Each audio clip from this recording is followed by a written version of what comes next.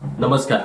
निवेदक विठ्ठल पवार या माझ्या युट्यूब चॅनलमध्ये आपल्या सर्वांचं मी सहर्ष स्वागत करत आहे.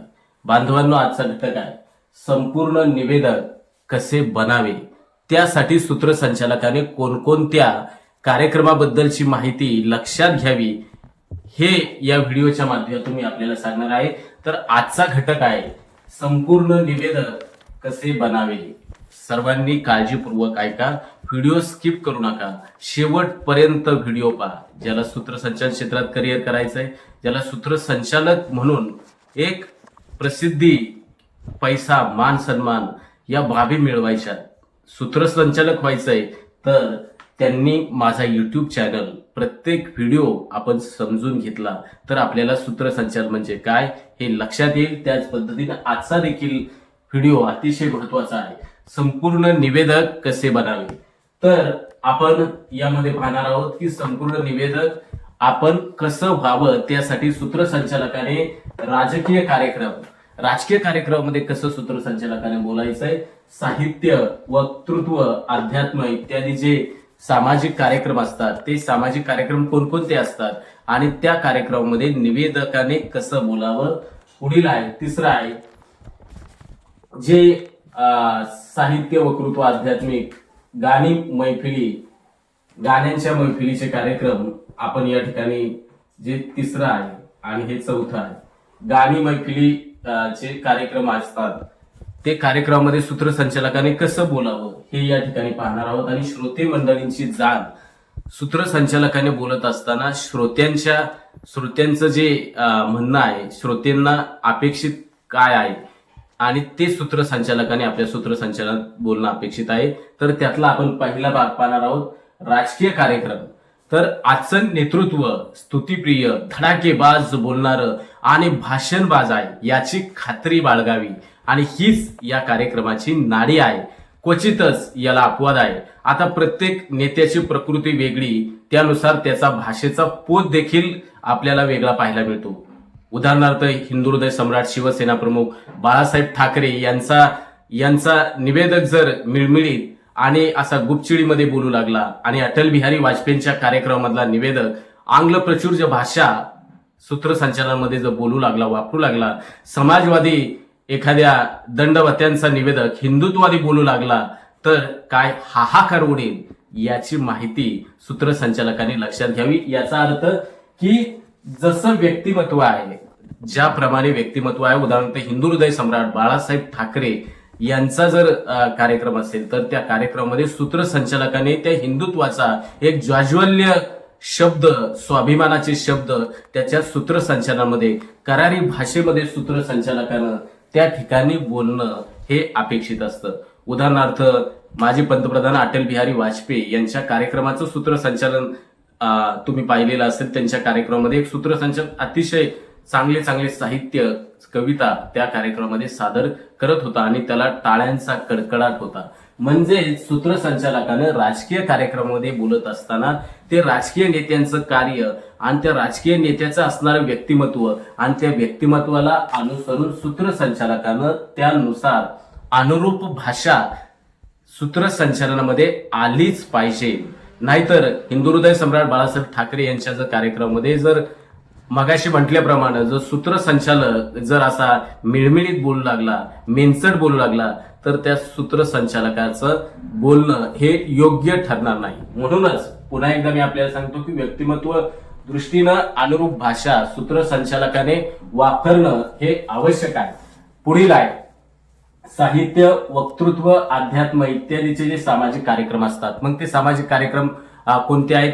हे कार्यक्रम गुणवत्ता यादीतील मुलांचे सत्कार असतील, जयंती असतील, पुण्यतिथी असतील, एक कर्तृत्ववान व्यक्तीचा वाढदिवस समारंभ असेल, आध्यात्मिक कार्यक्रम असेल, अशा अनेकविध निमित्ताने सादर होत असतात. आणि आता प्रत्येक कार्यक्रमानुसार आता निवेदन हवं, म्हणजेच आध्यात्मिक कार्यक्रमामध्ये सूत्रसंचालकाचे शब्द, माहिती समवेत एक भक्ती रसाचं असणं अपेक्षित आहे. म्हणूनच अशा कार्यक्रमाच्या निमित्तानं कार्यक्रमाला जे उपस्थित असलेले प्रमुख पाहुणे याचं पुरेपूर ज्ञान हे सूत्रसंचालकाला असणं आवश्यक आहे आणि त्या अनुषंगानंच तो निवेदन करू शकतो, त्या पद्धतीनं तो बोलू शकतो. साहित्य, वक्तृत्व, अध्यात्म इत्यादी जे कार्यक्रम आहेत त्यामध्ये गुणवत्ता यादीमध्ये आलेल्या विद्यार्थ्यांचे सत्कार, महापुरुषांच्या जयंत्या, पुण्यतिथ्या, व्याख्यानमाला आणि आध्यात्मिक सप्त्याचे कार्यक्रम असतील. तर हे कार्यक्रम असल्यानंतर गुणवत्ता यादीमधील जे विद्यार्थी ज्यांनी कष्ट केलेले आहेत तर त्या विद्यार्थ्यांनी कसं कष्ट केलेलं आहे, त्यांचा परिश्रम, त्या विद्यार्थ्यांच्या बद्दलची माहिती सूत्रसंचालकांनी व्यवस्थितरित्या बोलून एक प्रेरणादायी आणि अनुकरणीय सूत्रसंचालन त्या ठिकाणी होणं अपेक्षित आहे. ज्या महापुरुषांची जयंती आहे, पुण्यतिथी आहे, त्या महापुरुषांनी केलेलं कार्य हे सूत्रसंचालकांनी लक्षात घेऊन त्या पद्धतीनं महापुरुषांच्या कार्याबद्दल चारोळी असतील, त्यांच्याबद्दलच्या असणाऱ्या वेगवेगळ्या कविता असतील, तसेच त्यांच्याबद्दलच्या एक प्रबोधनात्मक चारोळ्या असतील तर त्या ठिकाणी सूत्रसंचालकानं वापरणं अपेक्षित आहे. व्याख्यानमालेच्या कार्यक्रमाचं सूत्रसंचालन करत असताना जो व्याख्याता कार्यक्रमाला उपस्थित आहे त्याबद्दलची माहिती सूत्रसंचालकांनी घ्यावी. त्यांनी कोणकोणत्या घटकांवरती व्याख्यान केलेलं आहे, महाराष्ट्रामध्ये किती व्याख्यानं सादर केलेली आहे, व्याख्यान क्षेत्रामध्ये त्याचा अनुभव कसा आहे आणि व्याख्यानाच्या माध्यमातून त्याने आपल्या जनमानसावरती कसा ठसा उमटवलेला आहे हे थोडक्यात सूत्रसंचालकांना माहिती असणं अपेक्षित आहे. आध्यात्मिक कार्यक्रमाचा उदाहरणार्थ अखंड हरिनाम सप्त्याच्या कार्यक्रमाचं सूत्रसंचालन करत असताना संतांचे अभंग, संतांची सुवचनं असतील, तसेच वेगवेगळे संत सुवचनं असतील, संतांची अवतरणे असतील, त्या ठिकाणी सूत्रसंचालकानं योग्य त्या ठिकाणी या कार्यक्रमामध्ये वापरणं अपेक्षित आहे.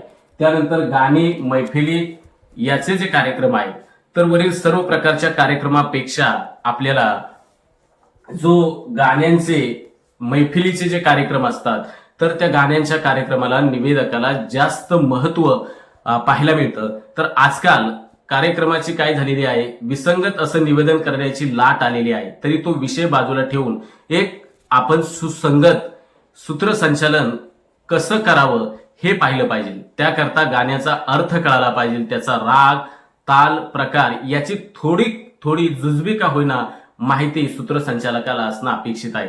त्या गीतकार असेल, संगीतकार असेल, गायक असेल यांची नावं आणि माहिती आणि या क्षेत्रात योगदान देणाऱ्यांची माहिती देखील सूत्रसंचालकाला या गाण्यांच्या मैफिलीच्या कार्यक्रमामध्ये असणं अपेक्षित आहे. या गाण्यांच्या निर्मितीबाबतचा किस्सा सूत्रसंचालकाला सांगता यायला हवा.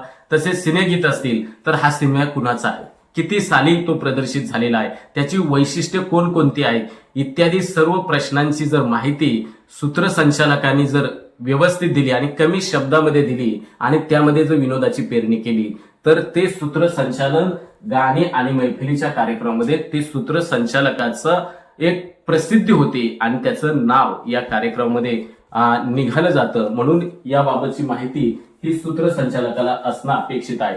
त्यानंतर पुढील आहे की आपण पाहतोय संपूर्ण निवेदक कसे बनावे यामधला श्रोते मंडळींची जाण. म्हणजे सूत्रसंचालक ज्यावेळेस कार्यक्रमामध्ये सूत्रसंचालन करत आहे तर त्यावेळेस सूत्रसंचालकाच्या शब्दाच्या माध्यमातून, निवेदनाच्या माध्यमातून श्रोत्याची उत्कंठा आणि उत्साह हा सूत्रसंचालकाला कायम ठेवता आला पाहिजे. हे सर्वात महत्वाचं आहे की श्रोते मंडळीची जाण ही सूत्रसंचालनाच्या माध्यमातून सूत्रसंचालकाला यायलाच हवी. श्रोत्यांची उत्कंठा, उत्साह सूत्रसंचालकाने कायम ठेवणं अपेक्षित आहे.